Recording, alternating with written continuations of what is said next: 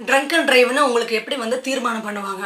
நம்ம உடம்புல உள்ள ரத்தத்தில் வந்து 100 ml அதில் 30 mg மில்லிகிராம் வந்து அதிகப்படியான ஆல்கஹால் இருந்தால் அதுதான் வந்து ட்ரங்க் அண்ட் டிரைவ் அப்படிம்பாங்க. சரி, இன்னொன்று பார்த்தீங்கன்னா பிரீத் அனலைசர், அது மூலியமாகவும் உங்களை வந்து தெரியப்படுத்துவாங்க. சரி, இப்போ வந்து சென்ட்ரல் கவர்மெண்ட் வந்து ஒரு நோட்டிஃபிகேஷன் கொடுத்துருக்காங்க. அந்த நோட்டிஃபிகேஷனில் வந்து ட்ரக்ஸ்னால் என்ன அப்படின்னு ஒரு லிஸ்ட் அவுட் பண்ணியிருக்காங்க. அது மட்டும் கிடையாது, NDPS ஆக்ட் 1985 செக்ஷன் 2 அதில் பார்த்தீங்கன்னா கிளாஸ் 14, என்னென்ன கிளாஸ் வந்து 23 அதில் வந்து ஸ்பெசிஃபை பண்ணியிருக்காங்க என்னென்ன ட்ரக்ஸ் எல்லாம் வந்து ஒரு பர்சன் வந்து உட்கொண்டு, ஆனால் வாகனம் பார்த்தீங்கன்னா வந்து அவங்க வந்து இன்கேப்பபிளாக இருப்பாங்க, ஓட்டக்கூடிய கண்ட்ரோலில் இருக்க மாட்டாங்க. அந்த மாதிரி பர்சன்ஸ் எல்லாமே வந்து 185 மோட்டர் வெஹிக்கிள் ஆக்ட் படி அவங்க வந்து தண்டனைக்குரியது அப்படிங்கிறாங்க. சரி, என்னென்ன தண்டனை? ஃபர்ஸ்ட் பண்ணுறவங்களுக்கு வந்து என்ன தண்டனை? 6 மாதம் அல்லது 10,000 ரூபா அல்லது போத். ரெண்டாவது ரிப்பீட்டடாக இதே மாதிரி அஃபென்ஸ் பண்ணாங்கன்னா 2 வருஷம் அல்லது 15,000 ரூபா அல்லது போத்.